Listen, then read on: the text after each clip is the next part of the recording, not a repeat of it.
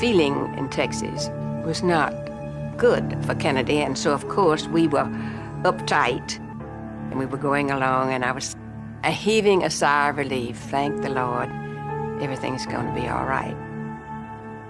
And then came that shot. The Secret Service man suddenly vaulted over Lyndon and pushed him to the floor. I guess we were all silent for a while, and then Lyndon said, "We must get to Air Force One." He said, "Does anybody in this plane know the oath of office?"